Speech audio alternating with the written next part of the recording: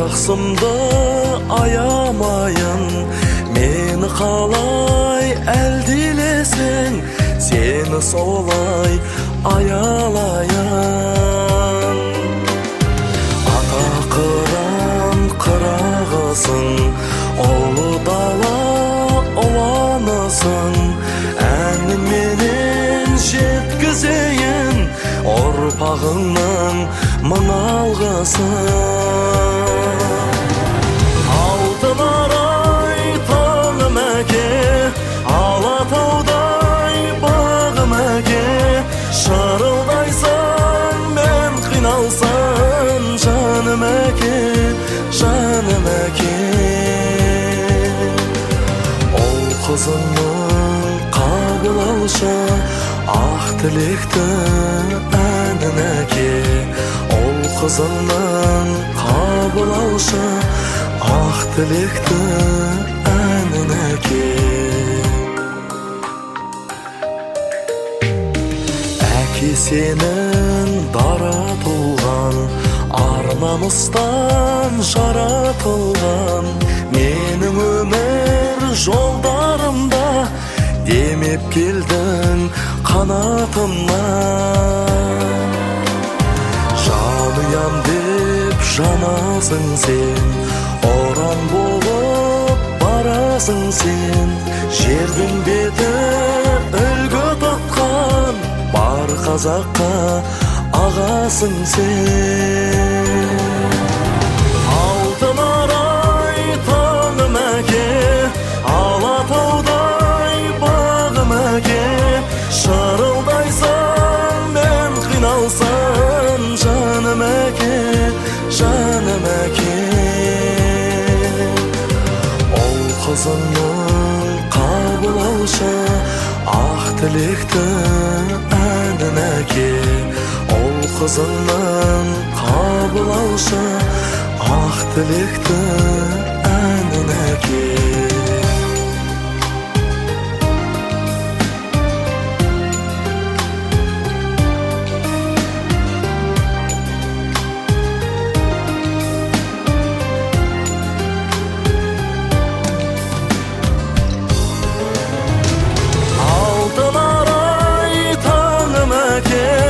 Алатаудай бағым әке, шырылдайсың мен қиналсам, жаным әке, жаным әке.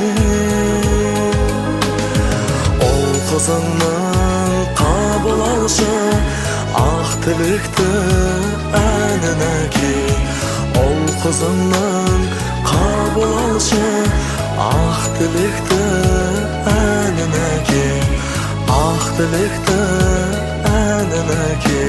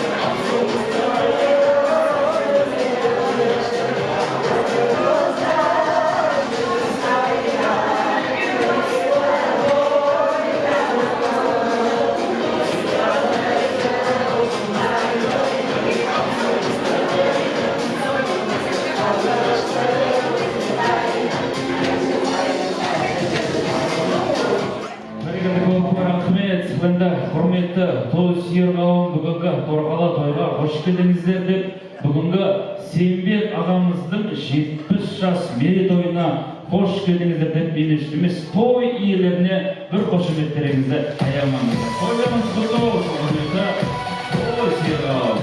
Той құтты болсын, егінді көл. Ай, тамаша. Егін көптер бар ма? Талмаулақтар бар ма? Ай, тамаша. Тойларыңыз құтты болсын. Қорғалжын бар ма? Қорғалжын, той құтты болсын. Ай, тамаша. Сембек ағамыз Егіндікөл ауданы Жалманбұлақ ауылынан туған ағамыз. Не дұрыс қой? Егіндікөл. Ал анамыз Қорғалжынның тумасы, құрметті қонақтар. Бірақ екеуі Ақмола облысының тумасы, құрметті қонақтар. Сол себепті қазір ортаға бүгін тойымыздың басты кейіпкері Сембек ағамыз жанұясымен, жан-жарымен ортаға шығатын болады. Бүгінгі той иелерін қарсы алатын боламыз. Міне апамыз бағанадан бері шашуын дайындап, қашан бастайсың деп жүрген. Аналарымыз осындай аман болсын. Шашуымыз шашып, осындай төрімізде, тойдың төрінде жүре болсын осындай. Алайын, той шығысты болсын осындай бізге.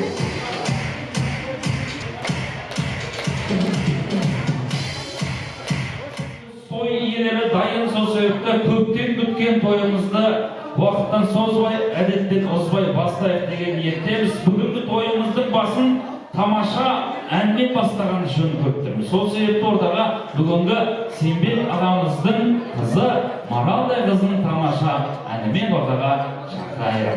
Ал қошеметтеріңізді аямаңыздар.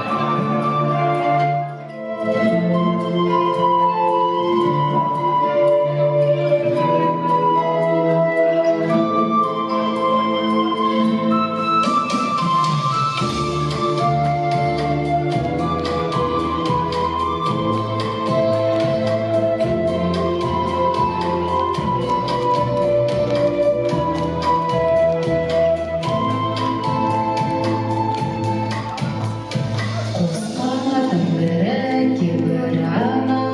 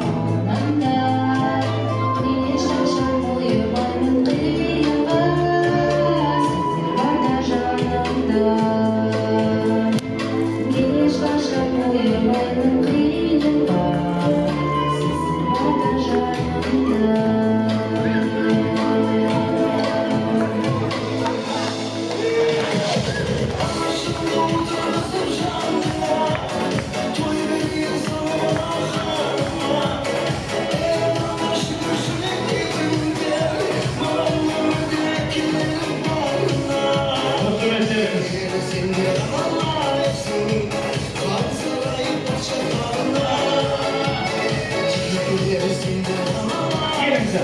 Maşallah gelingizler. Oyunlarda boşa beklere saymanızlar.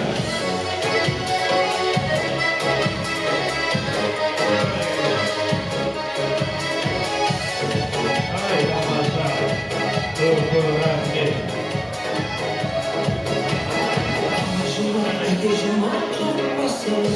Çok rahmet. Senbek ağamızdan toydun basınдағы тамаша әнімен шыққан вақыт ұнады ма сіздерге? Қызының тамаша әні ұнаса бір қошемет соғып қойыңыздар. Көп рахмет. Фотоға түсіп алыңыздар. Алшақта тұрып фотоға солайық. Кетпеңіздер, кетпеңіздер, осы жерге тұрыңыздар. Ал енді құрметті қонақтар, Senbek ағамызбен Жұмаш анамыз бақытты ма? Бақытты ғой, бір қошемет соғып қойыңыздар. Дүниеге екі ұл, екі қыз әкелдіріп, 70 жасқа да кейін бағып, қағып, тұмсықтыға шоқтырмай, қанаттыға қақтырмай өсіріп міне алдарында жүріп жүрген немерелері, шөберелеріне бір қошемет соғып қойыңыздар. Бағана қызды өлең айтып жатқан кезде, немерелер шыққан кезде кейбір аналарымыздан әкелеріміздің көзінен жас шығып жатты. Бұл қуаныштың көз жасы. Сол себепті осындай жасқа да лайым балаларыңызды жетсін, немерелеріңізді жетсін, шөберелеріңе жетсін. Бізді жетейік деген тілектеміз. Аман болыңыз. Енді рұқсат болса, осы Senbek ағамыздың шаңырағына, жалпы тойымызға, ортамызға Айдын мырза құдамызды шақырсақ, бүгінгі тойымызға, шаңырағымызға ақ батаңызды берсеңіз, тойымызды ақ батамен ашып берсеңіз деген ниеттеміз. Айдын мырза құдам, келіңіз.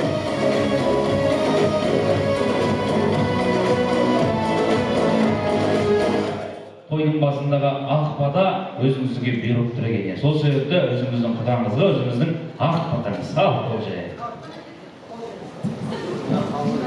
Ал құрметті ағайын, туған туысқандар, бүгінгі күніне Senbek құданың 70 жылдық мерейтойына қатысып отырмыз. Біріңіз білесіздер, біріңіз білмейсіздер. Әжептәуір жыл болды құдамдар болғанымызға. Арамызда қыл өтіп қойған жоқ. Әнтетті әлмен арамызда қыл өтпесін, сыйластығымыз аса берсін. Одан қалды деніне саулық деймін. Енді бұл кісілердің қызын көрмей кеткен әке-шешелеріне жатқан жері жағып болсын деген келеді. Senbek'тің тойы қыласын деген, біздің өкшеміз ізімізді басып жүре берсін. Мен енді мақтанбаймын, Құдайға шүкір, Құдайдың көзі зор болсын. Жасым 83-темін, Senbek 70-те, менің соңымда нере берді. Үлкен қызымдан жиен көрдім, үлкен ұлымнан немере көрдім, немереден шөбере көрдім. Сондай шөберек шөпшекке Senbek'ті тияқ қыдырамын. Бала-шағаларының қызаны деніңе саулық берсін, жолдас жұралар егеді, өлден келген баласы, жалмағылақты келген, құрбы құрдас жолдас жол, барлықтарыңызға Senbek'тің той қыласын деген берді. Той сәтті болсын, Senbek қыдам. Амандықпенен кездесін. Көп рахмет. Аға, келіңіз, тойларыңыздан сізге құрбы бата жүрмейтін шабан ауылдарыңыз деп қағет. Аман болыңыз. Келіңіз, тастар.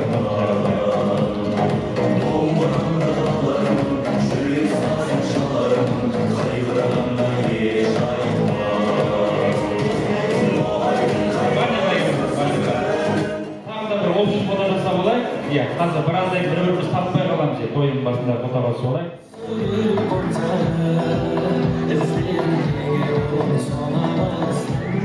Келіңіздер, жайғасайық, жастарға басынан, келіңіздер.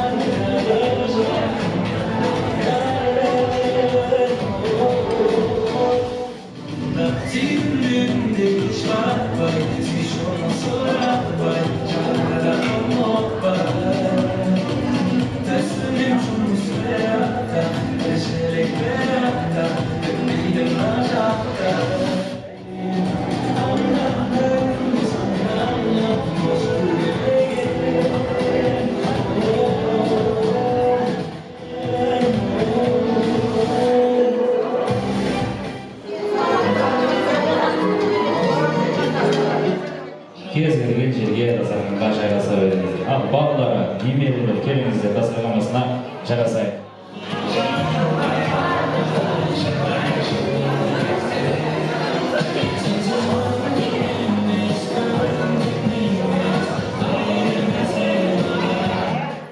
Той болmuş sizlerде кез келген жерге отыра беріңіздер. Бастамасы бұрын сіздермен ең бірінші официально амандасылған жөн көріп тұрмын. Алланың нұры бұйырған, шет-шеттен ақ көңіл, шет-шеттен мейірбан, бәйтеректің бұтақтары, нар қазақтың ұрпақтары. Ассалаумағалейкум, бүгін тойдың қонақтары деп ең бірінші басымды иіп амандасып алайын. Қош келдіңіздер.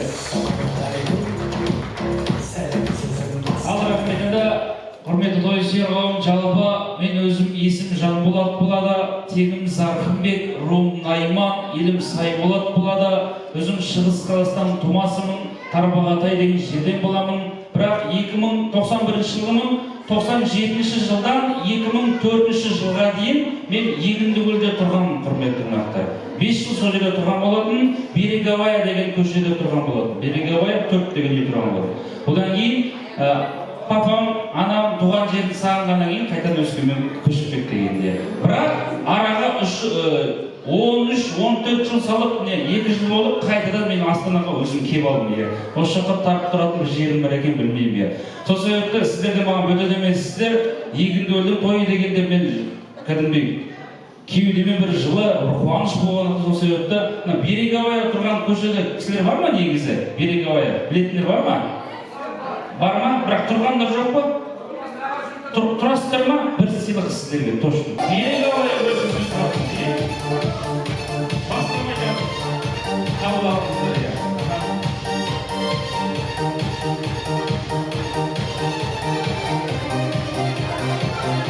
Ал рахмет. Енді білесіздер, қазақтың тойы ақ тілекпен басталады. Бүгінгі тойымыздың ақ тілегін, ақ тілегін ашып беруге ордаға үлкен үлкендер шақырайын, яғни енді ағамыздың бауырларын шақырайын, туысқандары Рамазан, Қарлығаш, Әмен, Мүсәлім, Дүйсен, Жанар, Жұманта, Көкен, Уәлихан, Айгүл, Сайлау, Айман жеңге, Қайыржан. Келіңіздер ағамыздың бауырлары.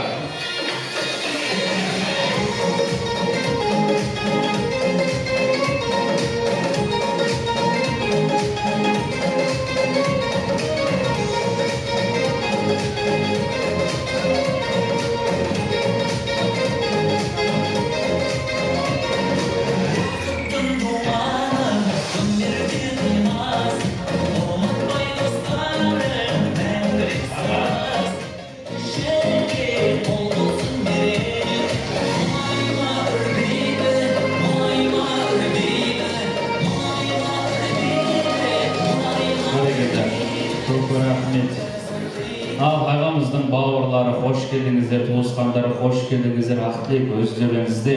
Енді құрметті қонақтар, бүгінгі тойда бір 70%-ға 50-ден жоғары үлкен аналарымыз, аталарымыз, ағаларымыз, апайларымыз екен бүгінгі тойда ардақтыға. Енді 3-4 адамнан сөйледі, микрофонды бермеймін демеймін, құрметті қонақтар. Бірақ алыстан келгенде үлкендеріміз сөйлеп кішкене уақытқа да қарап отырайық, мен де арасында айтып отырамын.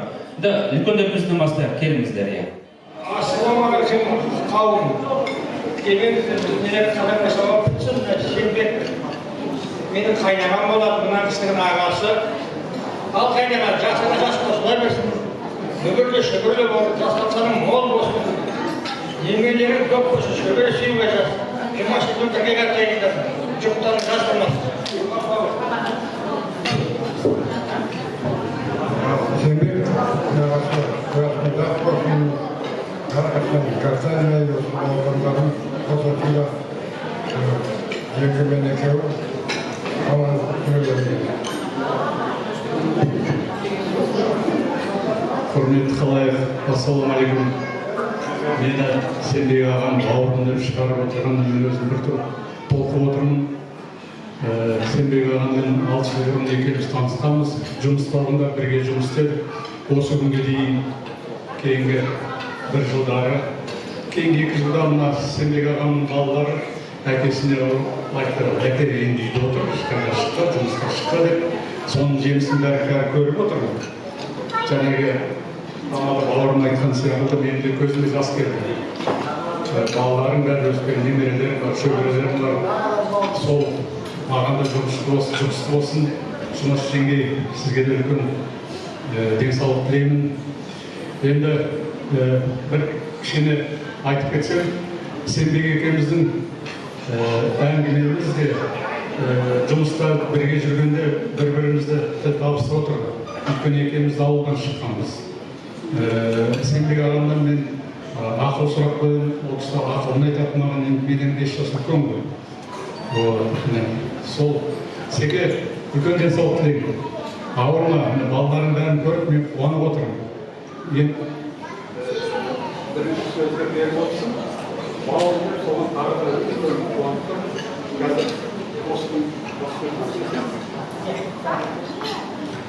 Қазір енді бәрі сөйлеп болғаннан кейін, Тамада бауырым, мен де Шығыс Қазақстаннан өскеменде 42 жыл тұрдым, бірақ Семей облысының Абай ауданының тумасымын.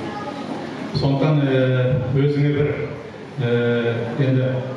бір екі шумағын айтып беремін Шамшағамыздың өлеңінен попури. Тілек аяқталғаннан кейін. Жақсы, рахмет.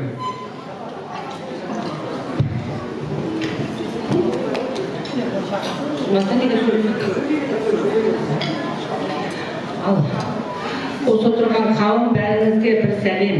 Мына бауырымның туған күніне келгендеріңізге уақыттарыңызды бөліп рахмет.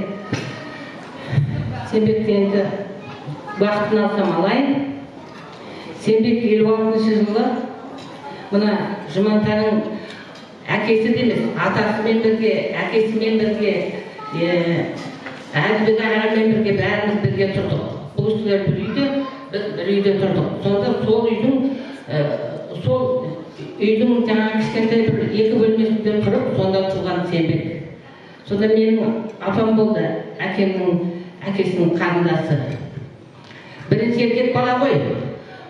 Бәрі еркек бала туды деп сөйлеп нетіп жатырса, жаңағы апам марқұм енді айтып жатыр. Осы қатындар мен өзім айтып жүрген жоқ па? Өзім қарап алайыншы, терезеге барып қарап. Сонда нанбай жүр, ана кісілердің айтқанына, еркек бала дегенге. Сөйтіп көрген Сенбек 3 жылдан кейін. Аллаға шүкір тәуба, жаманшылық көрген жоқ. Бүкіл жақсылықты көрді деп айтсам, ешқандай артықшылығы жоқ. Бұл Сенбектің басынан құс ұшырмайтын, құс түгіл шыбын ұшырмайтын. Мына Қарағаш үйіндегі апам Сайлаумен екеуі барса, жерден кішкене қышқылдап жүргенде, осы екеуі масқараға басып кетеді деп аңдып жүретін. Сондай болған балалардың бұл балалар, Сайлау мен Сенбек. Енді мынау Ырысбек әкем, Зейнер әпшешем, Кәмел шешем кіндігін кескен. Біз бәлен жыл бірге тұрдық. 57 жылы бөліндік. 57 жылдан кейін сол енді кішкене жақсарғаннан кейін бөліндік. Одан бұрын бірге тұрдық. Шыныбек әкем, Кәмел шешем, Зейнер әпшешем, Ырысбек әкем, Әлібек ағатай. Мына Уәлиханның атасы мен әжесі, осы кісілердің барлығы бір Сенбектің амандығын күтіп, бір қабылдадан, жалғыз бір қабылдадан туған бір Сенбек қой деп бәрі осы кісінің, осы Сенбектің аманшылығын күтіп, осының денсаулығын күтіп, осының барлық жақсылығын күтіп, сөйтіп жүретін бүкіл ауыл бар, сол маңатта. Сонда әке-шешем айтатын, мына сен маған айтады, жанында тұрып қой апамның. Сені шешең адам, мен айтқаныма нанбай қарап жатыр деп сөйлейді. Еркек бала ма, әйел бала ма деп дегенде. Ол кісілерді сол бәріміз бірге қатар жүрдік қой енді. Оның бәрін айтпауға бұл дүниеде болмайды. Өйткені бәрі өзімізбен бірге туған. Біздің әке-шешемізді туған ата-ене, біздің әке-шешемізбен бірге өскен апа, біздің әке-шешемізбен бірге өскен осы балалар, Жұманта ғана бір атадан мына кім? Уәлихан, мысалы бұл кісінің үйіндегі ата мен әже қандай еді, аға қандай еді, өзімізді керемет күтіп тұратын. Ал енді халқым, жұртым, Сенбектің туған күні құтты болсын. Бауырым, Алланың берген жасын жасасын, денсаулығы мықты болсын, жанындағы жолдасымен бірге қартайсын. балапандардың қызығын көрсін, көріп жатыр бұл қызық. Алла солай шектелмей ұзағынан сүйіндірсін. Бас аман ден сау болсын. Бәріңізге де тілейтінім осындай жақсылық, аспанымыз ашық болсын, іргеміз тыныштық болсын. Қай уақытта болсақ та аманшылықпен кездесіп жүрейік. Аман болыңыздар. Мерейтойымыз құтты болсын, денсаулығымыз құтты болсын, ғұмыр жасымыз ұзақ болып, осындай көрер қызықтарымыз көп болсын. Жеңге екеуміз бірге жасап, қартаймаңыздар, тойларымыз тойға бассын. Ассалаумағалейкум, тойшы қауым. Сербек аға, жеңге, мерей жастарымыз құтты болсын, қайырлы. Арттағы інішектерге жұғысты болсын. Жақтарыңыз түспей жамандық көрмеңіздер, бір жастыққа атаймыздар. Бала шағаларыңыз қызығын көріңіздер. Не айтамын? Бақытты болыңыздар, бармақ тоймақталдай талап болсын. Тойларыңыз тойғылассын. Ажарын енді мерекеге жалғастыратын інілерім бар. Тілейтінім барлығы жақсылық, ғұмыр жастарыңыз ұзақ болсын. Ассалаумағалейкум, тойшы қауым. Бүгін міне Сербек ағамыздың 70 жас мерейтойына келіп қалдық. Алла тағала ұзағынан сүйіндірсін. Алланың берген жасын жасай беріңіз. Алла тағала мына көрінген балапандарыңыздың қызығын көріңіз, жеңге екеуміз. Ортамызда үлкеніміз болып жүре беріңіз. Әрқашанда ата-бабаларымыздың жатқан жерлері жарық, топырақтар торқа болсын. Кезінде ағайын туысы ағысы болып, бір ауылда жармаңлақта бәріміз бірге тұрғанбыз енді. Алла тағала артындағы мына балапандарыңызға көп рахмет. Мына той жасап сіздерді құрметтеп төрге шығарып, елдің алдында мына жерде сіздерді көрсетіп, Алла тағала сол тірі көзден сақтасын. Балапандарыңыздың ғұмыр жастары ұзақ болсын, дендері сау болсын, істеп жатқан істеріне береке берсін. Алла тағала тірі көзден сақтасын. Бастарыңыз аман, дендеріңіз сау болсын, ғұмыр жастарыңыз ұзақ болсын. Алланың берген жасын жасай беріңіздер, сенбейді. Ал Сербек мен тілектерге қосыламын. Сенің денсаулығың зор болсын, ойлаған мақсатың өтеді. Балапандарың қызығын көріп, осылай дастархан басында кездесеміз.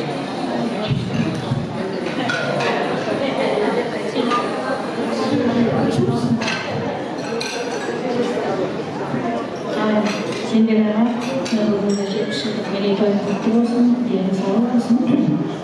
Бүгін жасыңыздар болсын, жеңге екеуін бірге қайтайындар. Осы бала шаға қызығын көріңдер, немере қызығын көріңдер, жүре бересіңдер. Тойларын тойға баса берсін. Алла жаса жеңгеміздің 70 жылдығын тойлауға жазсын. Құрметті қауым, ағамның 70 жылдық тойына келгендеріңізге рахмет.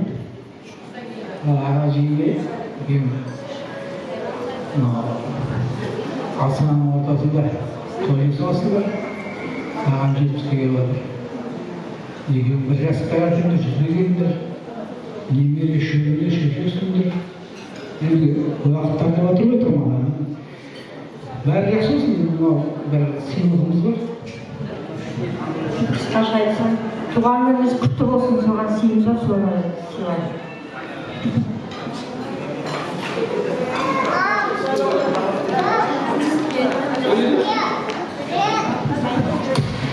Қабылдауыңыздар. Бірінші сый-сияпатымыз басталды. Өзінің басында. Қабылдауыңыз. Рахмет. Анамыздың еліне сұржана Хамзов. Астананың тойында тек қана осындай тамаша пункттерді көреміз. Білесіз тұрып Астананың ауа райы. Бір айдан кейін, бір жарым айдан кейін уже күзі келеді.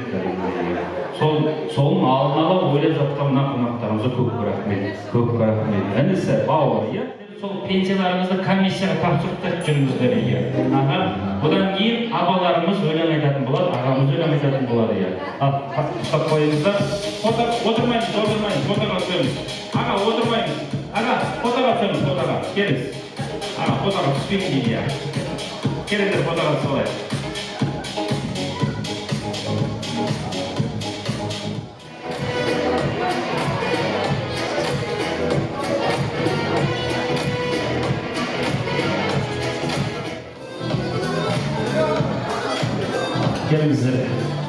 Сонда дастарханымызға жайғасайық.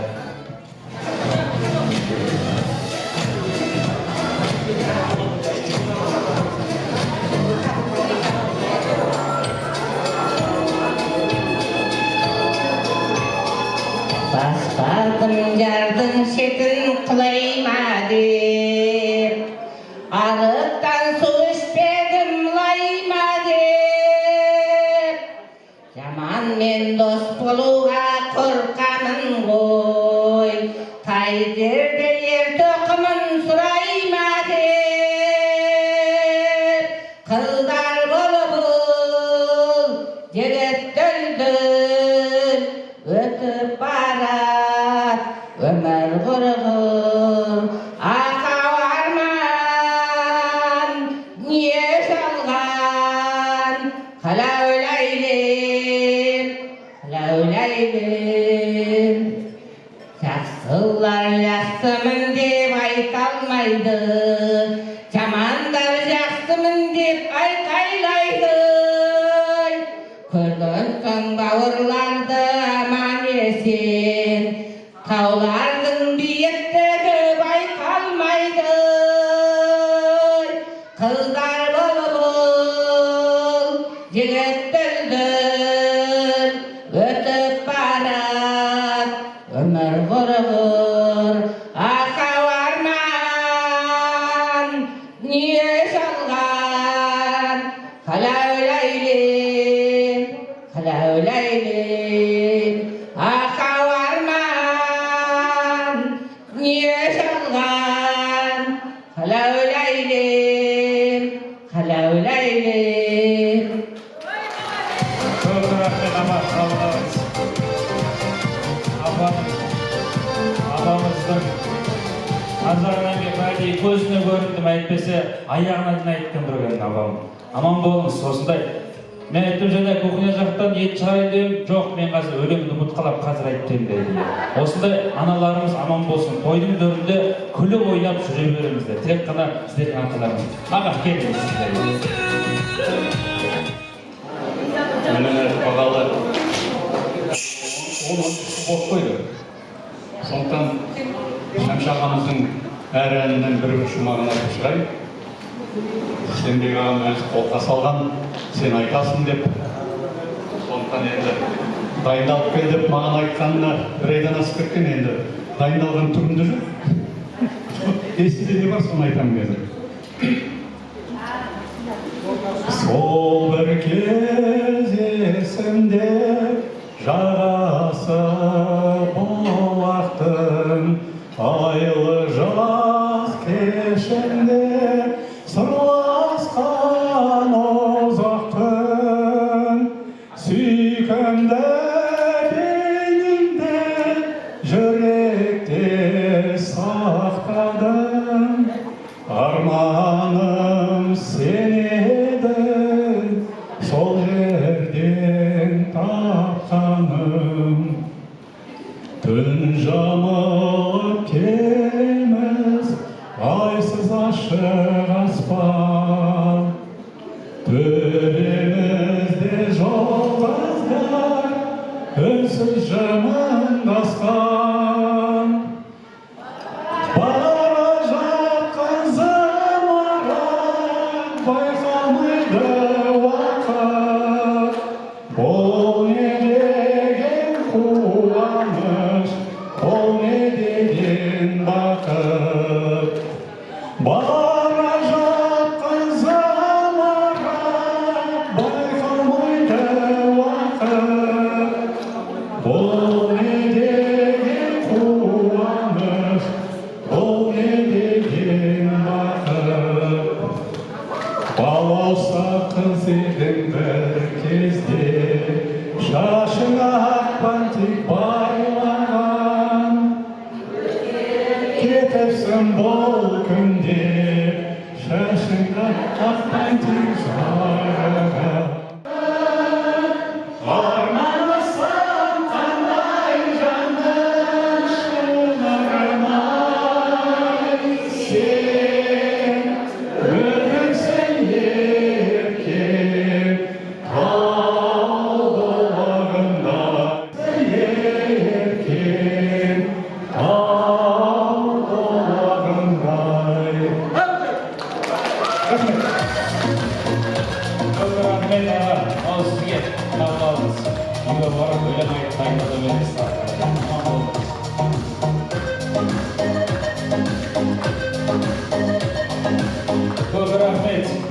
Әді ордамызда орандағы башы отырсақ, бүгінгі тойымыздың басты ағама салтқа сай бірінші ыстық асымызды, беш бармағымызды той иелерінің арнайы тапсырысымен дайындалған Самал рестораны шеф бауырлары дайындаған ыстық асымызды қабыл алыңыздар. Ыстық күйінде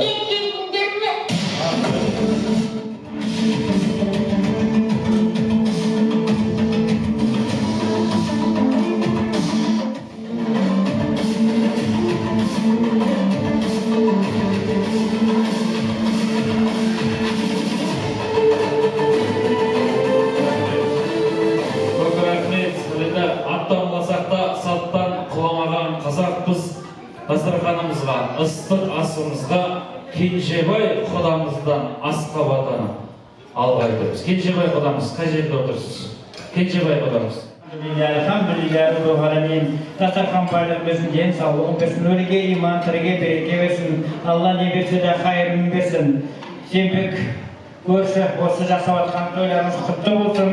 Бала шаға немере шөберелеріңіздің құттықтарын көріңіздер.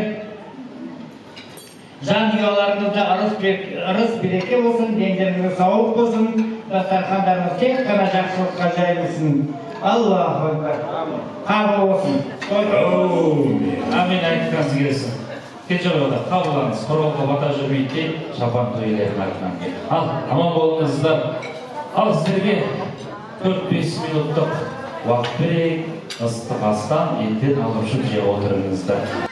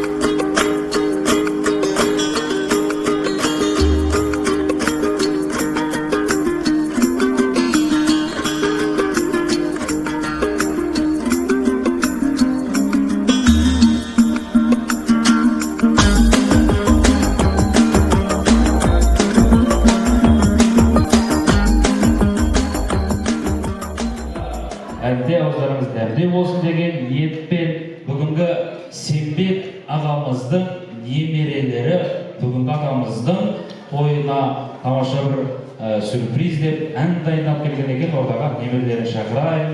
Құдіретбек, Көркем, Қошембек ортаға тұрайық. Келе ғой, келіңіздер аға. Ай, тамаша. Ал, Құдірет, Көркем, кеттік аға.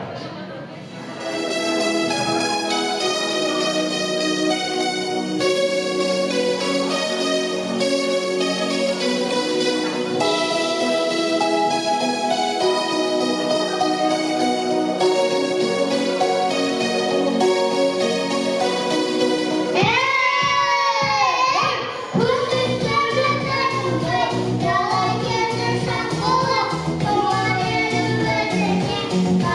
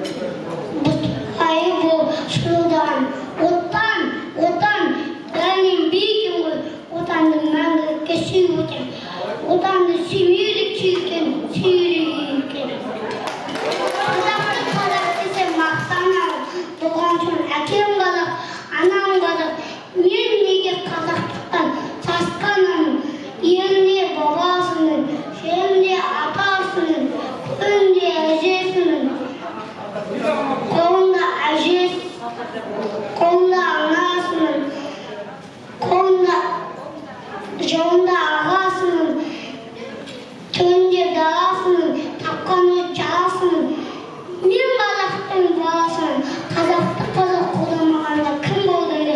Туысқандары мені қолдамаса кім қолдайды?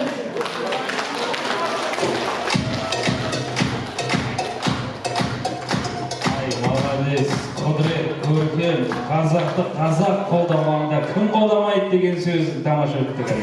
Ай, молодец.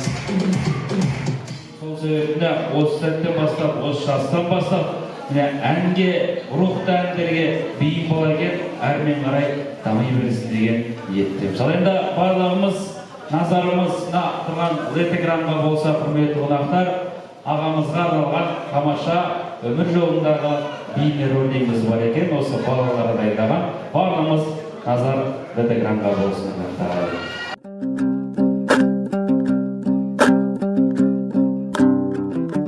Өмірдің әр белесі бір тарих, әр жылы бір тағылым. 1956 жылдың 25 маусымында Ақмола облысы Егіндікөл ауданының қасиетті Жалманқұлақ ауылында дүниеге келген Сембек Қабылдаұлы бүгін мерейлі 70 жасқа толып отыр. Сембек әкеміздің өмір жолы адал еңбек пен төзімнің, отбасыға деген қамқорлық пен адамгершіліктің жарқын үлгісі. Әкесі Қабылда мен анасы Күлшат 9 бала тәрбиелеп өсірген өнегелі жандар болды. Қиындыққа мойымай, перзенттерін қатарынан қалдырмай оқытып, үлкен өмірге қанат қақтырды. Сол 9 перзенттің бірі ғана емес, қара шаңырақтың иесі болған Сембек әкеміз бүгінде сол тәрбиенің лайықты жалғасы. Балалық шағы киелі Жалманқұлақта өтті. Соп әулие, бір ат әулие, бала қажы әулие жатқан қасиетті мекенде өсіп, еңбекқорлық пен елге қызмет етудің мәнін бойына сіңірді. Жастайынан еңбекке араласып, малшы, жүргізуші, тракторшы болып қызмет атқарды. 1974 жылы отан алдындағы азаматтық борышын өтеуге аттанып, Украинаның Винница қаласында әскери қызмет атқарды. Әскери өмір оның бойындағы тәртіпті, табандылықты және жауапкершілікті шыңдап, нағыз азамат ретінде қалыптасуына үлкен әсер етті. Қызмет барысында жүктелген міндеттердің барлығын абыроймен орындап, әскери ортада сый құрметке ие болды. Әскерден шынығып, өмірлік тәжірибе жинап оралған соң, еңбек жолын жалғастырып, ел игілігі үшін аянбай еңбек етті. 1979 жылы тағдырын Қорғалжынның аяулы қызы Жұмаш анамызбен байланыстырды. Өмірдің талай сынағын бірге еңсеріп, берекелі отбасының негізін қалады. Бүгінде Ермек, Серік, Гүлнар, Марал атты перзенттерінен өрбеген немере шөберелерінің қызығын көріп отырған бақытты әке, ардақты ата. Немересі Аңсардың 11 сынып бітірген жетістігіне қуанып, Алиханның өнеріне сүйсініп, Айтолқын мен Аружанның биін тамашалап, Құдірет пен Көркемнің мектеп табалдырығын аттайтын алғашқы қадамын күтіп отырған Асқар Тау ата. Өмірдегі ең үлкен байлық ұрпақ пен сыйластық. Сембек әкеміздің айналасына сыйлы болуының сыры да осында. Бала күннен бірге өскен достары Алтынбек, Кәрім, Өміртаймен арадағы достығы да жылдар сынынан сүрінбей өткен асыл достықтың белгісі. 70 жыл. 70 жылдық еңбек, 70 жылдық өнеге, 70 жылдық абыройлы ғұмыр. Қадірлі Сембек әке, сіз салған сара жол, сіз көрсеткен өнеге ұрпағыңызға мәңгілік мұра. Жұмаш анамызбен бірге көрген қуаныштарыңыз еселеніп, деніңізге саулық, отбасыңызға амандық, бақ береке серік болсын. Мерейлі 70 жасыңыз құтты болсын.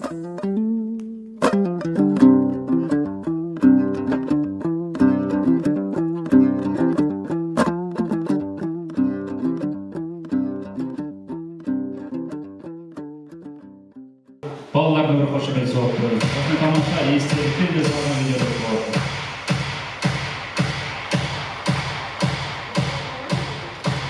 Ал рахмет. Енді тамаша әннен кейін, тамаша бейне роликтен кейін келесі ақ тілектің кезегі. Біз қазақ құдасын құдайындай сыйлаған қазақпыз. Сол себепті ордаға осы әулеттің құдаларын шақырып отырмыз.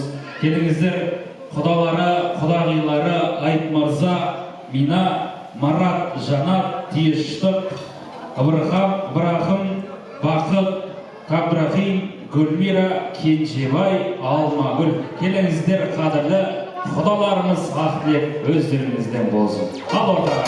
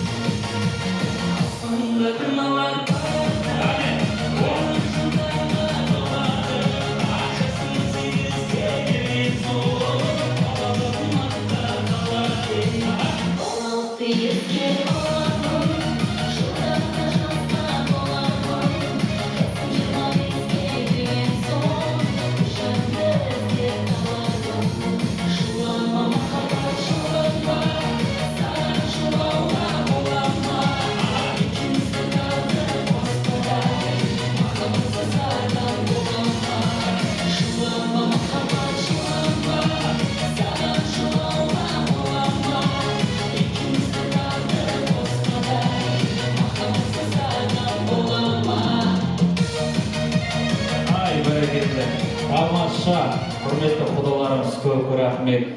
Апамыз, кім бастады? Келіңіз. Сенбектің той ұласа берсін.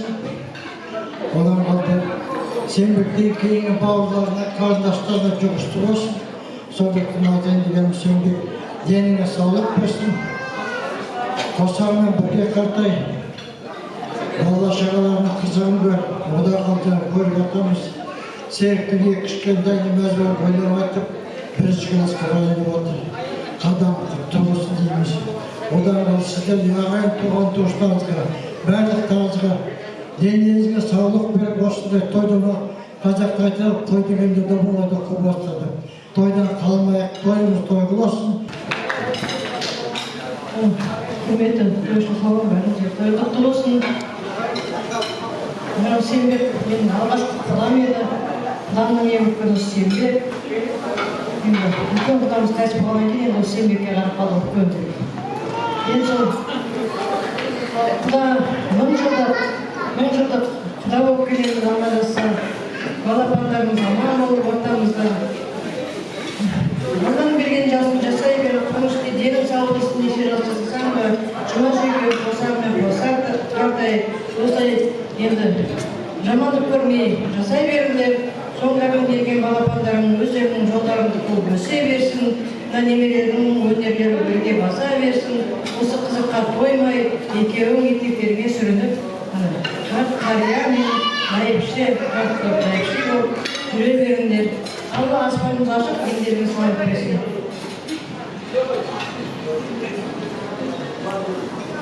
Құрметті ханым, бәріңіздер мен маған құда құдағи болып жатсыңдар, өте ешкім жоқ ішінде.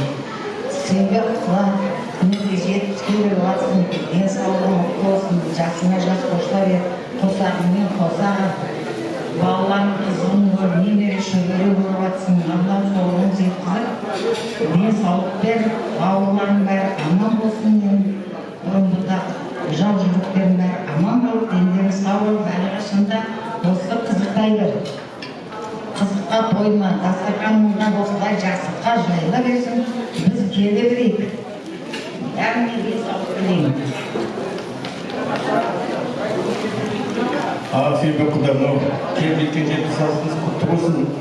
Құдаға екеуіңіз бірге қызықтап, мынау немере шөберелер, немеренің бәрін бірге қызықтап, солардың қызығын көре беріңіз. Дастархандарын әрқашан қуанышқа жайылсын. Бәріне осындай той кездесуге жазсын, басымыздан денсаулық болсын.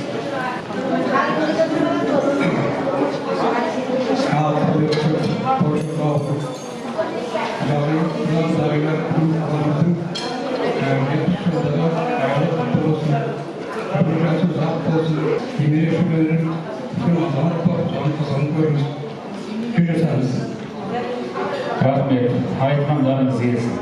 Ал жалғастырайық. Келіңіздер. Ассалаумағалейкум, тойшыл. Мына Сенбек, сіздің бүгінгі мерейтойларыңыз құтты болсын.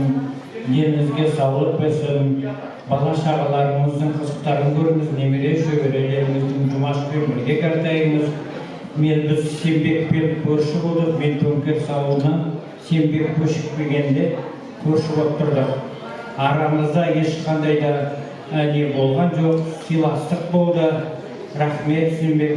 Анасын көрдік, анасымен де сыйластық. Өте жақсы отбасылары. Тек қана жақсылық болсын дастарханда. Саламатсыздар ма, Тойшыл қауым? Бүгін біздің құдамыз Сембек 7 жас. 7 жас. Қалай сол? Мерейтойымыз құтты болсын. Бұл кісі менің алғашқы құдамым. Ең үлкен құдам. Құда туған күніңіз құтты болсын, жасыңызға жас қосыла берсін. Құда екен бір жасқа қартайып, 100 жастамыз осы көрген бала-шағамыздың, немерелеріміздің шөбере көріңіз, солардың қызығына тоймай, осылай жас болып жүре беріңіз енді. Сіздерге әкелген бір сыйлығым бар, соны табыс етейін.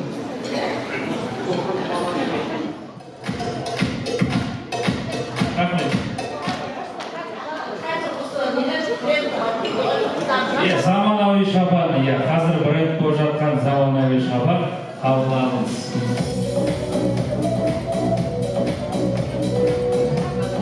Апамызға да бұны жұп шапан деп аталады, е? Міне шапанда. Осы бірге киіп жүре бересіздер.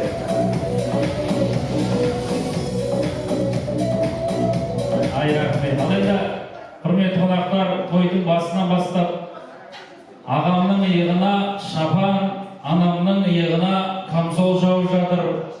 Бұл шапан деген қазақта сыйластықтың шыңы деп белгілі, құрметті қонақтар. Шапанды бекерден бекер жауа бермейді. Сол себепті осындай шапандарыңыз құтты болсын. Енді тойдың аяғына дейін әлі көп шапан болады.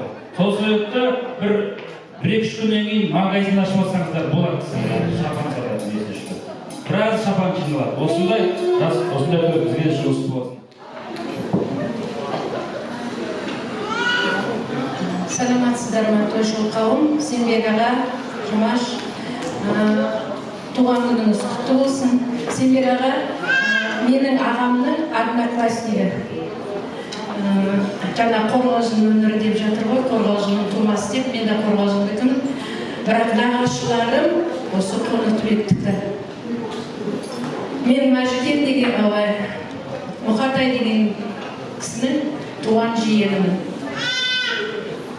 Ал жасыңызға жас қоса беріңіз, бірге қартайыңыздар, жамандық көрмей, жақтарыңыз түспесін. Мынау немере, шөбере, шөпшек сүйіп, осындай тойлар үйлеріңізде бола берсін. Алланың берген жасын жасаңыз. Бақыт тілеймін, бақытты болыңыздар.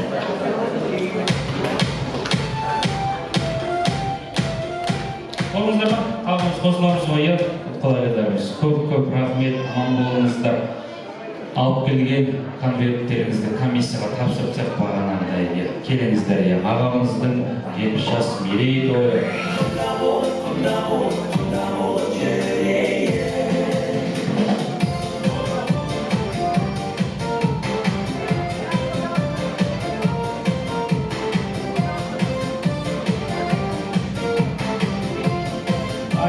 Келіңіздер, фотоға түсіп олайық.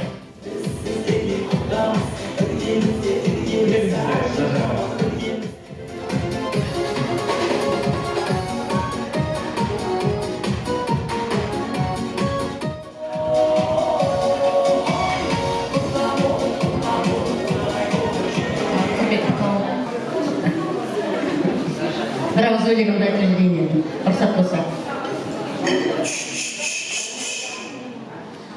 Көңілді ағармадым, не болып жүр саған жаным, қанша рет ойлансам да құпияңды таба алмадым, қанша рет ойлансам да құпияңды таба алмадым. Неге жаным үндемейсің?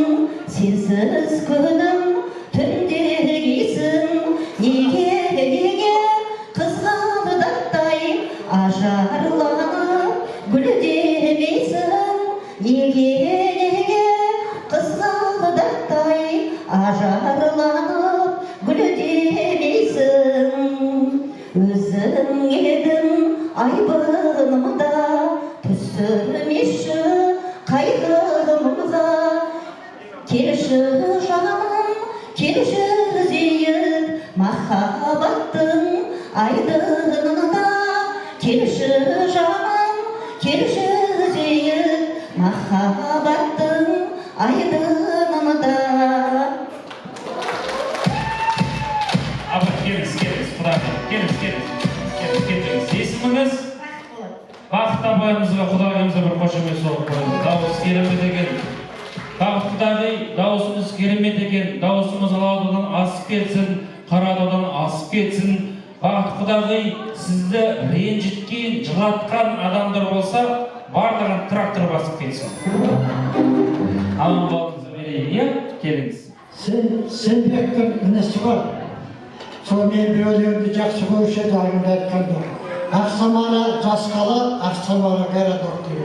Содан бір-екі ауыз айтып берейін. Орамалым батыр батпас, сол бетіңде қылық еді. Сүйгені жарым, сүйері сүймес, уақыт өтіп барады. Ақсамара жас қала, барамын сөндірі, барамын сөндірі, жұлбытшы сендері.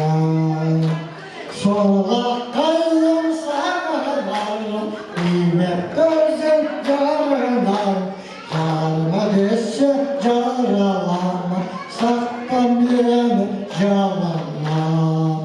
Ақсамара жас қала, барамын сөндірі, барамын сөндірі, жұлбытшы сендері. Лодка тонет и не тонет, потихонечку плывет. Милый любит и не любит, только вымечку ведет. Ақсамара городок, неспокойная я, неспокойная моя. Я росла, расцветала до 17 годов, а 17 годов кружат девушек любовь. Ақсамара городок, неспокойная я, успокой меня. Ай, заман дорогой, сөйлестіңі со мной, басқалардай бұлданма, келісек мы с тобой. Ай, тамаша, дауыс көп рахмет. Құлағыңызға микрофонды бере сала қойып, осы 4 дастарханды басқара беретін сияқты көрінеді.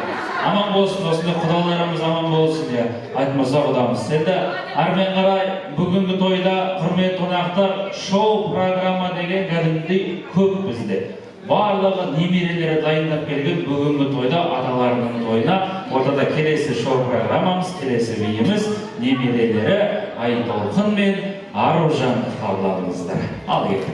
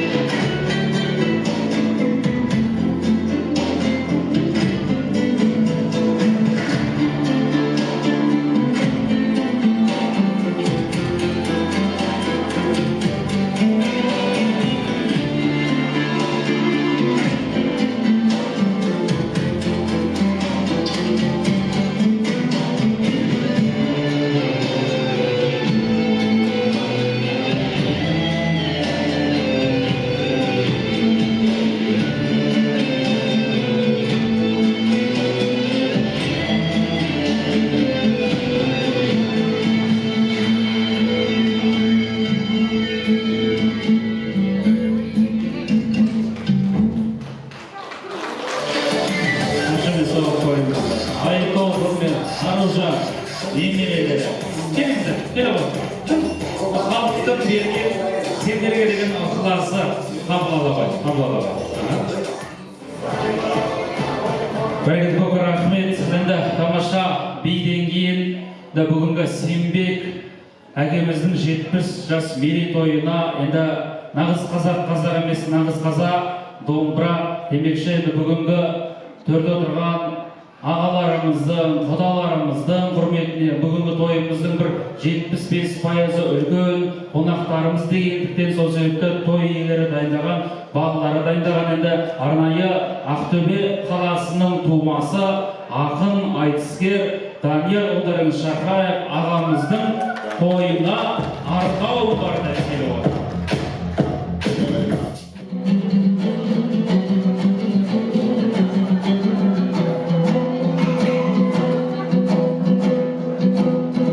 Жаратқан 18 мың ғаламдалған нұр ұшқын мен нұр бітірген жанарларға аталар мен әжелер тойды бастап ауылдың алтауызын хабарлауда құда мен құдағилар таған салды жасау үшін құрмет толы қадамдарға Айтолқын Аружанның биін көрдік бейшілік өнерінен нәр алған ба Құдай-ау Сембек аға бұл тойында бойында өнері жоқ адам бар ма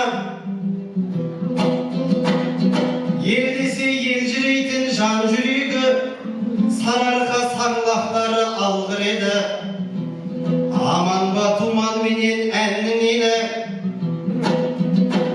атақты серілермен салдың ені алаш деп еңбек етіп атқа қонған қаншама ұлтқа мақтан жанның елі бұл қала шұғылалы таңның елі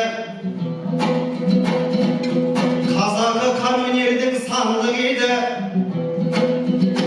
ағыстың ұрпағына сәлем бердім ассалаумағалейкум арғын ел абай тұрақтап егінді көл жағасына ұл болған жалман құлақ даласына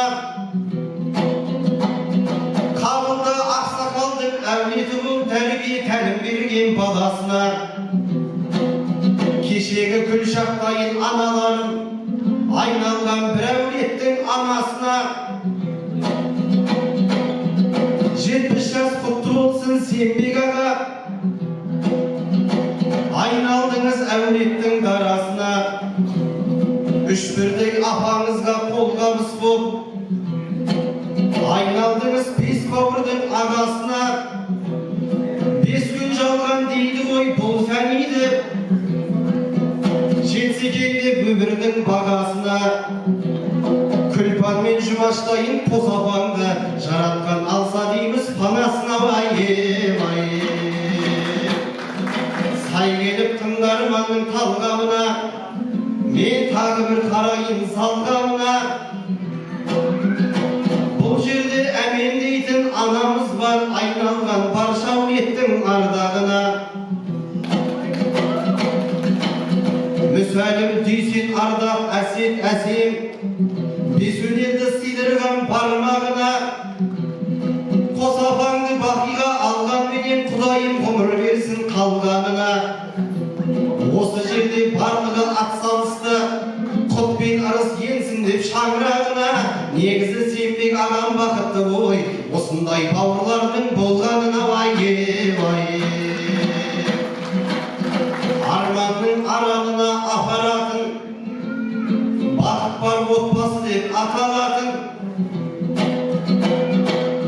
қасыңызда шалқып жүр әнекейін 23-те үйленген аманатың жұмаш жеңгем аман болсын 47 жыл сақтап келе жатырған махаббатын көмірлі домбыраңды тартасың бау жақсы мен жайсаңдардың алқасында ағамды әдемілеп мақтағанда жеңгеміз қап кетпесін қалқасында ағыстың балалары шалқып жүр ғой қорғалжын қыздарының арқасында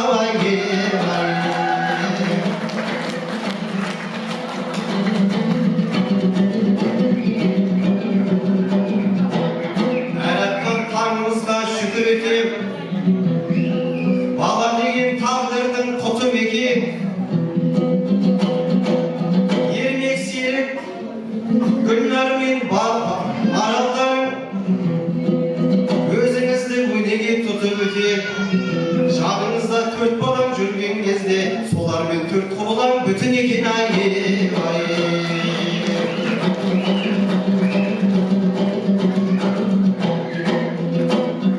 Малшы боп ісіңізді шыңдадыңыз, артта қалсын қиындық сындарыңыз. Бір кезде тракторист боламын деп есімізде бір ерлік қылғаныңыз. Украин даласында борыш өтеп ерлік толып өтті ғой жылдарыңыз. Бұл заман бейбіт заман болсын, өлеңіміз қалайша тәмам болсын. Бейнеттің зейнетін енді көріңізші, қайманы қалың елге бағаң болсын. Бүгінде 70 жасын жасап жатқан Сембектей ақсақалдар аман болсын ай.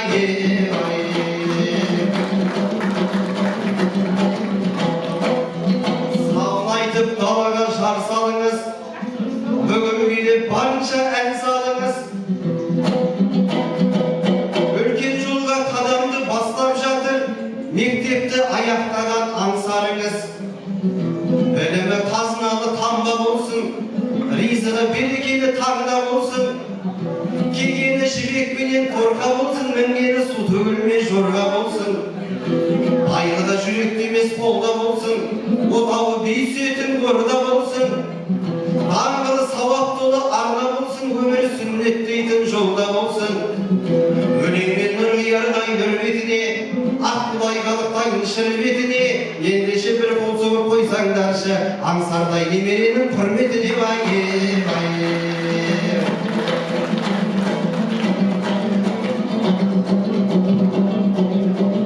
Мен бүгін туған жерге туғандармын, шамамын келгенінше жырлағанмын. Мынау халық түгелдей біледі ғой талабын Әлихандай бір балаңның. Бұл өмірде суретші боламын деп жолын қуды Қастеевтей тұлғалардың. Әлихандай балаға айтар тілек, қас шебері атансын қылғаламның ай.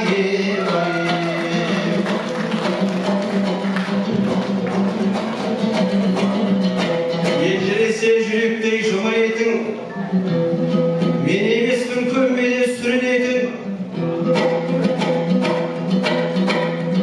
Халықтың ақбадасын ала берсін, мектеп барған көркем мен құдыретің.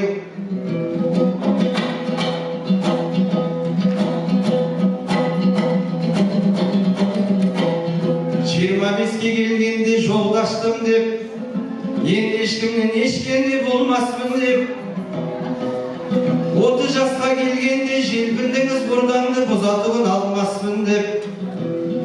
40-та қамал алдың қасбатырдай, ойладың арыстандай арбастым деп. 50 жасқа келгенде елемедің қара шашты аққырау қарбастың деп. 60-та ақсақалық келгенімен ойламадың кәрілікпен жолдаспын деп. 70-те міне бүгін той жасадың, қуанышқа жалғассың деп. 80-де жұмаш апамды еркелетіп, сезім айтып қойыңыз алғашқым деп. 90-да көзің түссе басқаларға жеңгені айтып жүрме шаңбастың деп.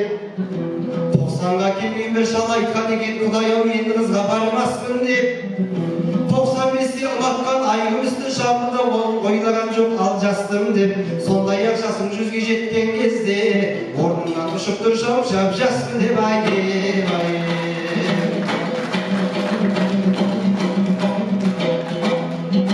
Таныған соң әлемнің ғаламатын, орындадық бабаның аманатын. Пенсиянды санаудан шаршамасын, математиканы сүйетін саламатын. Ешқашан ортаймасын шақтығыңыз, ешқашан жығылмасын ақтығыңыз. Балалардың бәріне қамқор болсын, тәрбиеші болып жүрген аққуыңыз. Алла сізді өмірде қолдап жүрсін, ақындар тойма кеп толғап жүрсін. Осынау әулетіңнің елінің тыныштығын аман келді күй бала қорғап жүрсін ай. Көп шайнаған сағыздың дәмі кетер, арнауды аяқтайын бір әнінен ай. Кетер деймін ендеше, кетер деймін ай, көңіліңді ағайын, көтер деймін ай. Көңіліңді ағайын, көтермесең ай, ойнағаның күлгенің бекер деймін ай.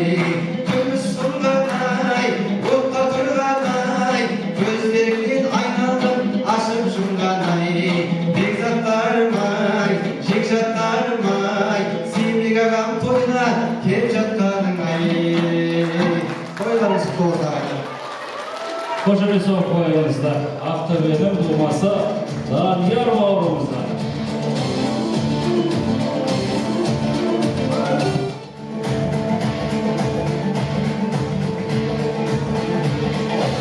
Осыны тамаша домбыраның өмірлеген үніден кейін әрмен қарай маңында таспен қалама, доспен қала демекші, енді ыстыққа да, суыққа да бірге төзіп, өніп, өсіп келе жатқан ортаға достарын шақырайын, ағамның сыныптастарын шақырайын. Келіңіздер, Кәрім, Салима, Алтынбек, Мәкенай, Өміртай, Рысты, Марат, Бақыт, Балайыш, Тұрса, Зульфия, Балкен, Зейнегүл, Гүлжан. Келіңіздер.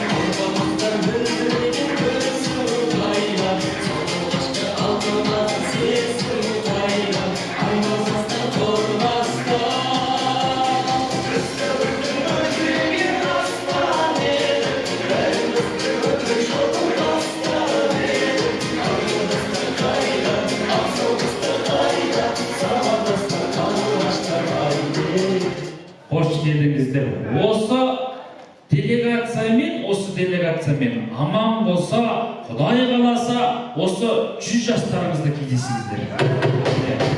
Біз қазақ ырымшыл халықпыз ғой. Әрқашанда жақсы сөзге ырымшылаймыз. Сол 100 жасқа жетіп, сол 100 жас тойларыңызда бір білгеніз тойларыңызға барып шығыңыздар. Ал аман болыңыздар, достар, сыныптастары, ақ тілекті бастайық. Ал келin, ортаға қарай жақындасаңыздар. Аға келіңіз. Тоғышты бүгін біздің бірге жасымыздан бірге ойнап, бірге күліп, бір школда өткізген жастық шағымыз бірге өтті. Сембек, енді міне бәріміз де бұрынғы жасымызға асып жетпіске келіп жатырмыз. Балаларының қызығын көріп, немерелерінің қызығын көріп, дендері сау, бастары аман көріп, еліміз аман, төтіміз тыныш, халық өзгерген болсын. Бұрынғыдай жас уақытта енді осылай бірігіп, әрқайғы осы өмірімізді өтсек, Алла соған жеткізсін десін. Алла денің сау, балаларының қызығын көріп, аспанымызды ашып, отанымыз тыныш болсын. Әр үйде, әр тойда осындай той болсын. Той болса берсін. Ал сенбі Жұмаш туған күні құтты болсын, астанадан деніңіз сау болсын. Әр уақытта осылай біздің қуаныштарымызды есеме, бір жастықта, бір көрпен арасында қартайып жассын, балалардың қызығын көріп, осылай ортамызда ойнап жүріп жіберіңдер.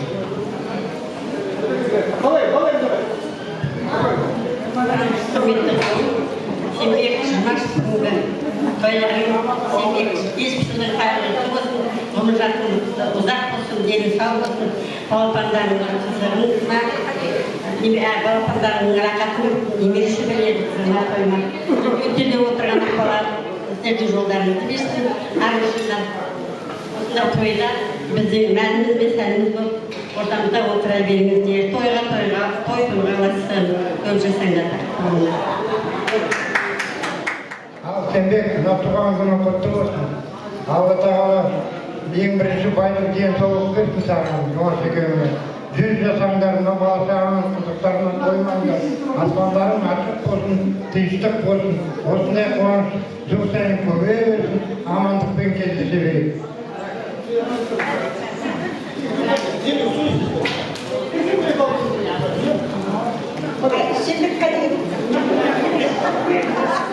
Сембек туған күнің құтты болсын. Жұмаш екеуіңіз жастықта бірге қартайып, емеле шөбере шөпшек сүйіңдер, жүзге беріңдер, өмір жастарың ұзақ болсын. Жамандық көрмеңдер, тойың тойға болсын, жақсылық болсын. Отан тыныш қалқаман болса, осы бәрімізде той бола берсін.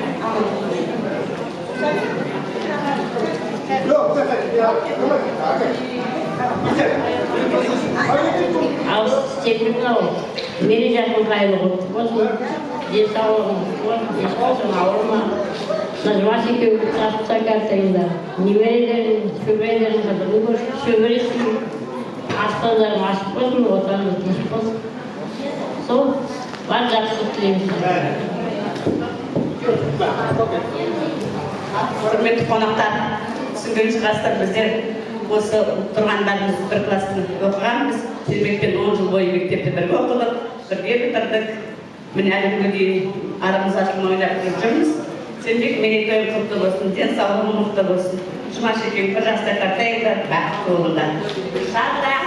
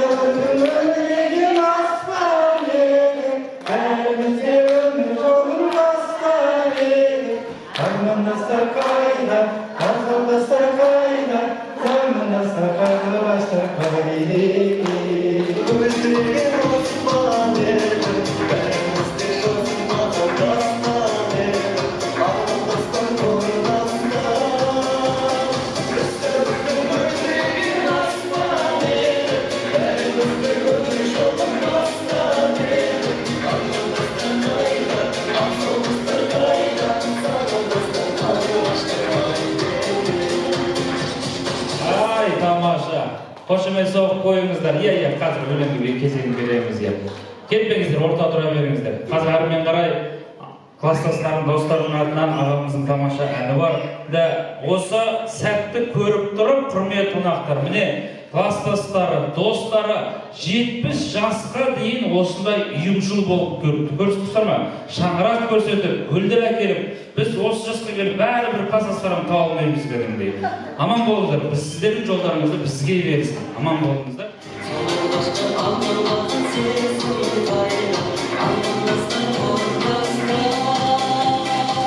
Көп рахмет. Достар, класстастары, келіңіздер, достардың ортасына жайғасайық. Ағам әрмен қарай ән шырқап берейін. Келіңіздер.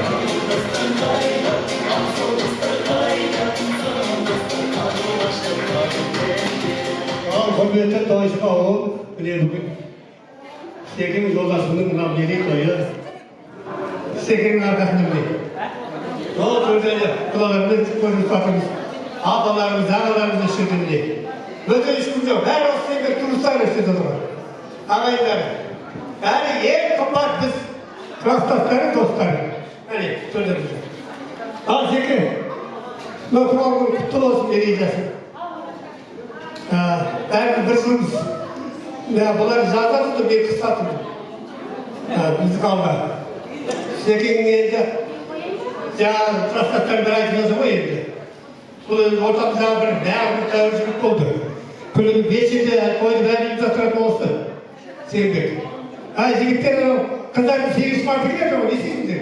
Неге жасыр? Жолда деген жинап жатыр. Ол ақырғы тиын ғой. копейкин сол копейканы бесіздеміз тиынмен міне сондай заман болды жақсы болды жақсы одас болдық жақсы оқыдық 10 қыз 10 ұл болдық таласқан жоқпыз бір грамоталы бір қыздан бір ұлдан отырдық партияда сондай заман болды ертең ауылда бір ағамыз шықты Петербург деген 5 жігіт болдық жақсы Алтынбек, Кәрім, Сейітбек, секен 2 жолдасымыз ондай болып кетті марқұм. Төле сарқай болды. Жақсы жолдас болса жүредік. Содан бізден кейін тағы жастар келіп тұрды, сондай заман болды. Міне, жақсы.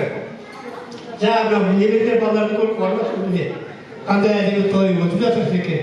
Алла сенің тойың бізге жұсты болсын. Құдай қаласа, сол тойда алысып осындай жақсылықпен жүре берейік. Ал бір жақсы ән бар шашы болсын. Жолыққан қандай жақсы. Алларыңдар тағы ән болады кейін текстеді. Бір өңгі хитім бір ән оны айтпа дейді маған. Ауылға барам деген әнім бір де жақсы. Оны айтпа дейді. Жақсы жіне жақсы. Шынайы жүздерменен Жан-жалып сөздерменен жарқырап күліп тұрған жайнап көздерменен жолықсақ қандай жақсы жолыққан қандай жақсы жолыққан қандай жақсы махаббат мен дегенде жүректер шөлдегенде сағыныш лаулағандай көп болып көрмегенде кездескен қандай жақсы жолыққан қандай жақсы жолықсақ қандай жақсы амандық болсын десең бақшалар толсын десең қайырлы басыңыздай тапқылып толсын десең бар болған қандай жақсы бар болған қандай жақсы жолыққан қандай жақсы жолыққан қандай жақсы жолықсақ қандай жақсы жолыққан қандай жақсы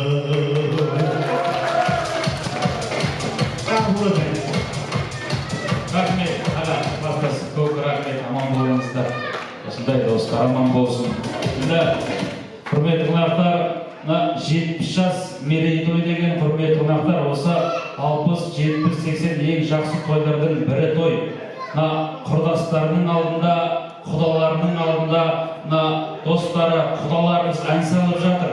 Бір кейбір тойда ән көп болып кетті қойды, бірақ осы үлкен кісілердің тойы осындай кереметімен керемет құрметті қонақтар. Енді бір кісі қонағымыз өлең айтамын десе, мен өлең айтқызбауға менің хақым жоқ. Өйткені бүгінгі той иесі ағам 70 жасқа күнде келе бермейді құрметті қонақтар. Сол себепті осындай тойда ән айтып, осындай тойда би билеп, осындай тойда тілек тілегеннен ештеңе жетпейді. Аман болыңыздар. Әлі де тойдың аяғында тамаша әндер болады, тамаша тілек билер болады. Енді ортаға Айтолқын мен Аружанды шақырайық, тамаша екінші биіміз бар екенден. Айтолқын, Аружан, келіңіздер ортаға.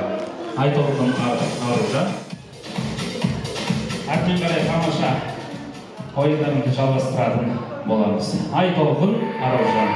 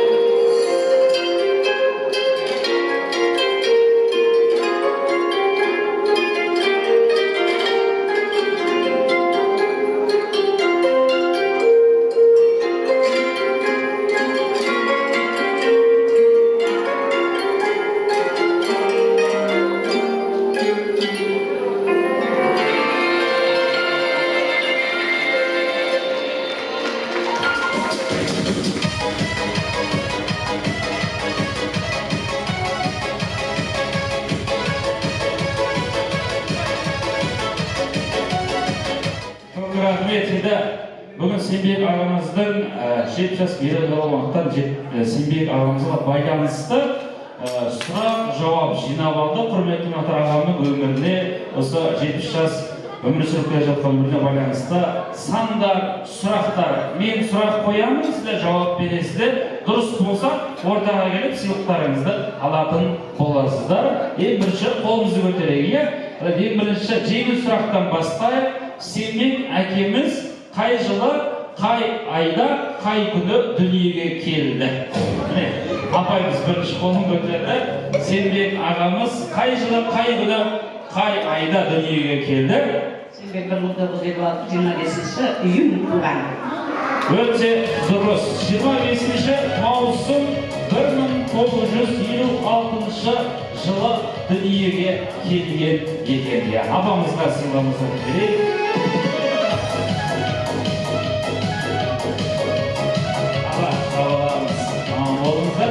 Ал, келесі сұрақ. Кеттік. Келесі сұрақ. Ағам қай жылы мектепке барды? Қай жылы, қай күні? Қай жылы, қай күні? Ағам қазір қадіріңіз. Ажып білмейді. Қай жылы, қай күні мектепке барды? Ағам. Білмейді. Қай жылы, қай күні мектепке барды? Кім айтады? Калин орта мектебі 63 жылы 1 сентябрьде баққан. Әрине, 63 жылы 1 сентябрьде барған екен.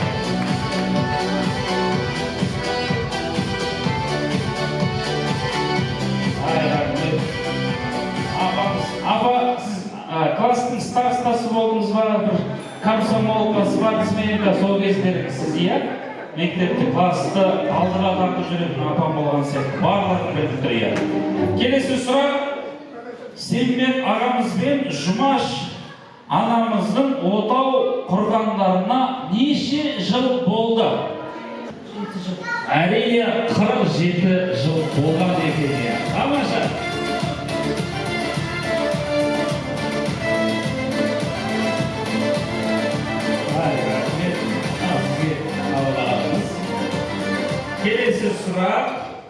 Келесі сұрақ. Сембек ағамыздың аяқ киімінің размері қандай? Тұрғыш, кім айтты, сіз айттыңыз ба? Молодец аға, дұрыс емес. 42 киеді дейді. Апам бәрін біліп тұрғанымды. Дұрыс, әрине 42-ші размер қойып.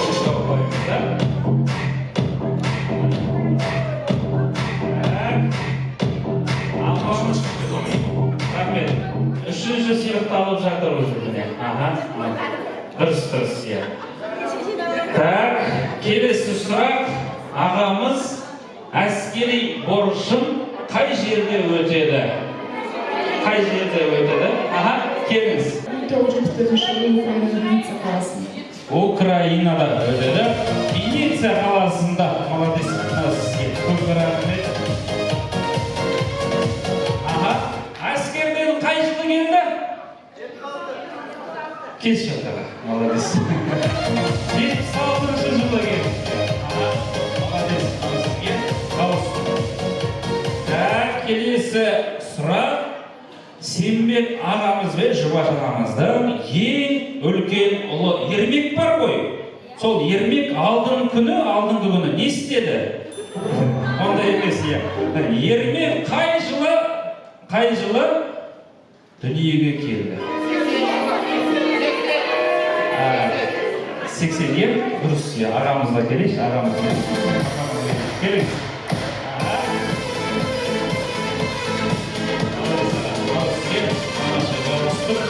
1980 жылы Ермек дүниеге келген. Ермек қайда? Ермек қайда қолымызға дұрып қойшы? 80 жыл, молодец. 80 бермейді сізге. Бір 82 ма, сонда 81 ма.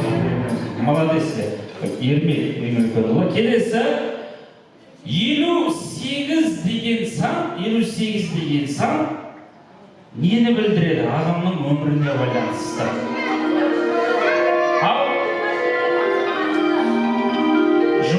Жұмаш ағамыздың туған жылы ол 58-ші жыл.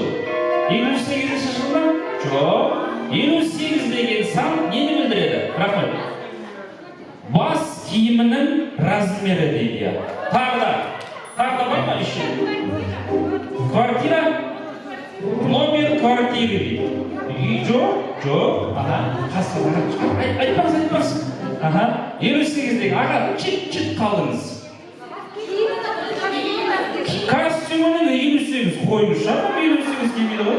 Менің өзім 50 дейім. Бірінші немересі туды, 58 деген сан, 58 жаста. Бірінші немересі? Жоқ. 58 жоқ. Қалай? 58 сантиметр емес қой.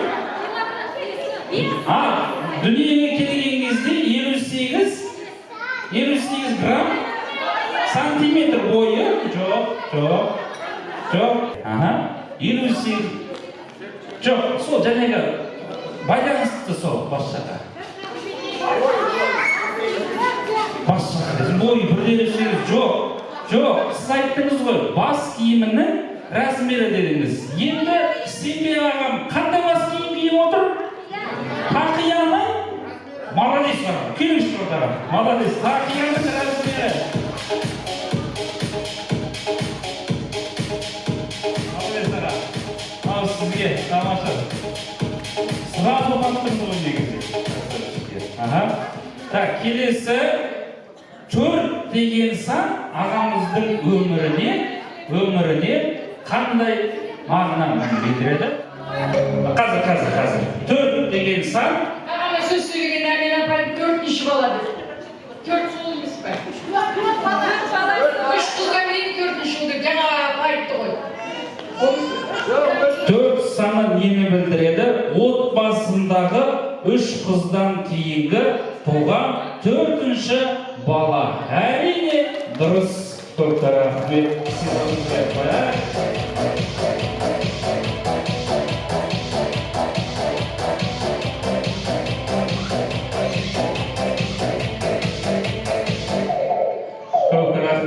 Қабылдаңыз.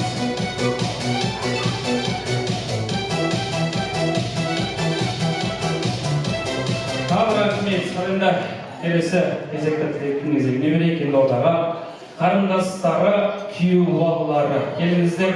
Жетер, Арда, Серік Әсем, Сүйіндік Гүлмира, Әсет Күнсұлу, Жолымбек Әсем, Жұматай Қалампыр, Нұртай Шарипа, Айман келіңдер жазып берді. Келіңіздер ортаға.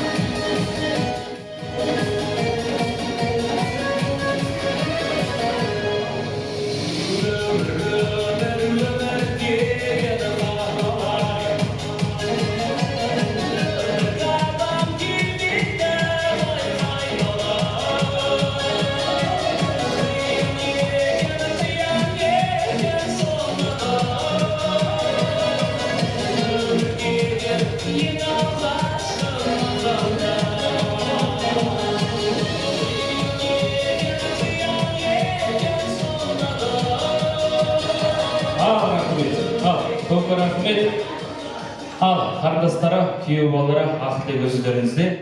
Құрметті қалайық, құрметті дегенеттер.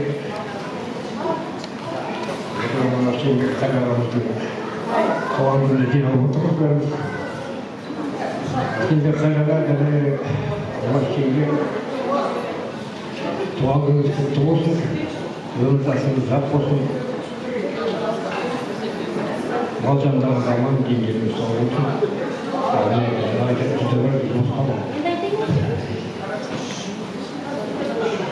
Сексен жасаңыз, 90 жасаңыз отырған, алтырқында тұрған бәріміз, 80 жасқа, 90 жасқа бәріміз. Амандықта сол ойда кездесуге нәрсе тұрыз бәріміз. Мәнеге сөйлеген құтылығымызды. Еліміз аман, жұртымыз тыныш болсын.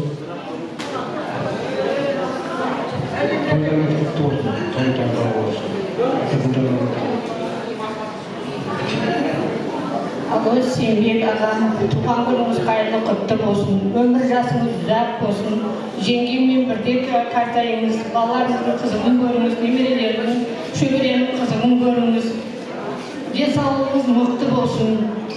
Бар байлық денсаулық дейді ғой, денсаулық мықты болсын. Осылай дастарханыңыз қызыққа жайылсын. Бағана айтқан достардың бәріне қосыламыз, періште ұларына шалындырсын. Тек тойларыңызды қызыққа жеткізе берсін. Осы тек тойда жүре беріңіздер, амандассын, құрдастарыңыз аман болсын. Бізге келіңіз, бәрі қуанышты тілеймін.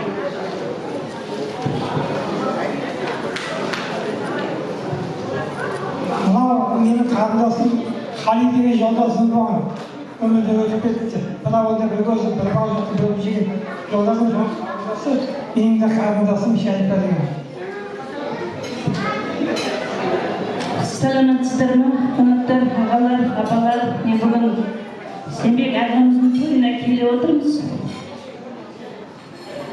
Ағам жасының жасы қосыла берсін. Жеңгеңізбен бір жастықта қартаймай жасап жүре беріңіздер. Бұл ағамды кішкентай кезімде бірге өскен. Енді қазір де бірге өсіп келе жатырмыз. Бір көшеде тұрамыз. Тақауда өз ағамды өзім тауып алдым. Сосын қонаққа шақырып, енді табақтасып бірге жүрміз. Бала кезде бірге өскенбіз. Ағамызбен үйдің артында бір сарай болған. Енді сол уже не айтайын, енді аға рахмет туғаныңызға шақырғаныңызға. Жолдас сізді білдіртпей, енді қарындас қылдырып отырсыз. Рахмет сізге. Жасына жас қосыла берсін, Алланың жасын бет жасай берсін. Мына балаларымызға рахмет, осындай той жасап келіп жатқаныңызға.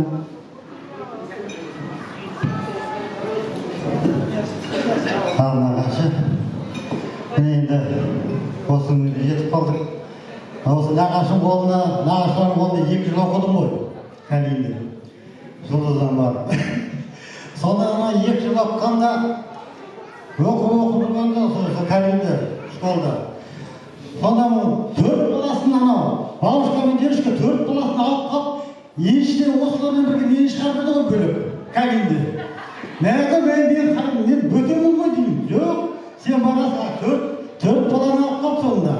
Соға 4 баланы нағашы ата мен әжем бабушка екеуі өсірді сол. Бұлар кішкентайында жоғалтып алған қысты күні. Әйтеуір мен барқанда әйтеуір өліп кетті ғой, жетті енді бұлар. Нағашы осы, туған күні құтты болсын. Жасқа жас қосыла берсін. Осы әрқашанда денсаулық болып, осы балаларының шөбірі, дебелерінің бәрі қызығын көре беріп, қызық бітпесін. Жақсылық болсын әрқашанда. Сол.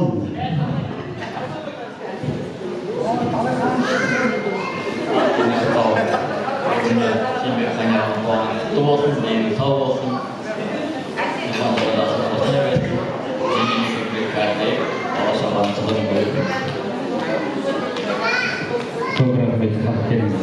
Қайнағанда бүгінгі 70 жас. Туған күніңіз құтты болсын. Жеңге екеумізге әрдайым балаларыңыз жасап жатқан тойлары. Көптен көп рахмет ол кісілерге балаларға. Дастархандар майлы жайлы болсын, үлкендердің жолын берсін бізге, жасын берсін, қызық қуаныш көп болсын, уайымдарыңыз жоқ болсын.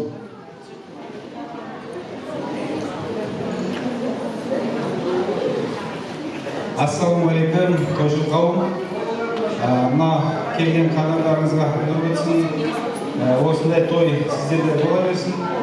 Енді нағашы, жасыңыз жас қосыла берсін, деніңіз сау болсын, бала-шағаңыздың ортасында жүре беріңіз, еліре, шөбере, шөпшексін жасын Алла Тағала. Сіздің шаңырағыңызда тек қана жақсылық болсын, той болсын, дастархан тек жақсылық жайсын. Еліміз аман болсын, жұртымыз тыныш болсын. Осындай тойымызды тойлап, жүре беруге Алла Тағала нәсіп етсін. Бар жақсылық тілеймін сіздерге.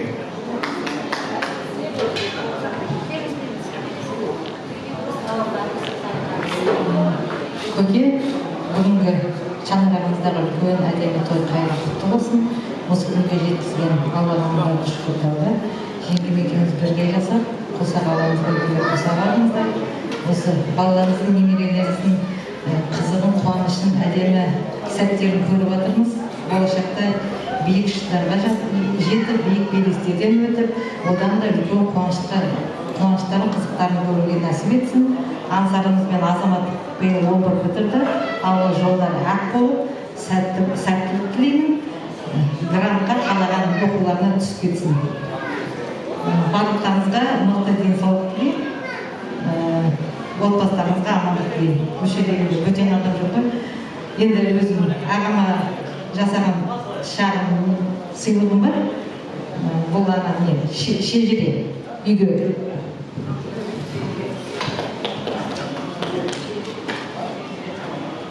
Келіңіз, оқып берейік, осындай шежіре дайындап алып кетті. Қарындасым, қошемет соғып қойыңыздар, осындай түрде іліп тұратын. Тамаша мезерде руы Ағыз, Ахметтен басталады, Нөгербек, Қабылдадан Сембек таралады. Сембек, Ермек, Серік, Қабылдадан Дүйсенбек бар. Дүйсенбек, Серік болсын, Нұрбек. Одан кейін балалары немерелері Аңсар, Құдірет, Әли, Әлихан деген осындай тамаша төрімізді ілініп тұрсыздар.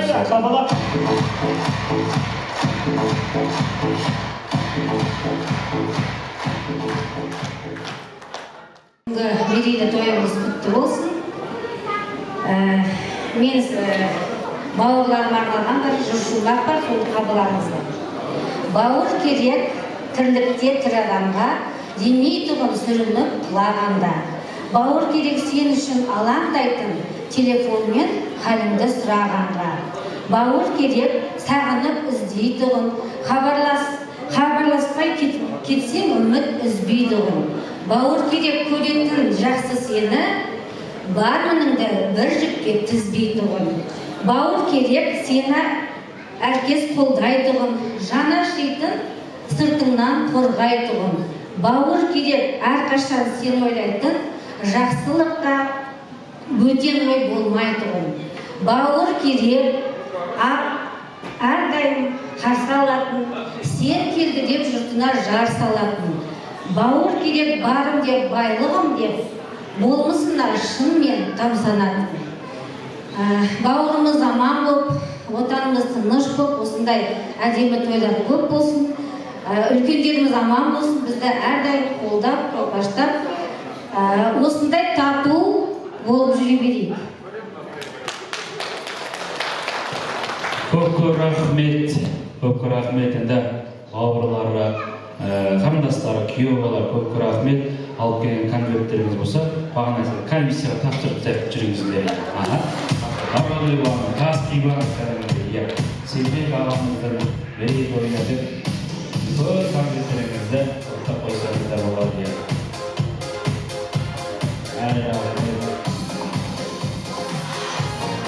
Қазір де қоса бастаймыз.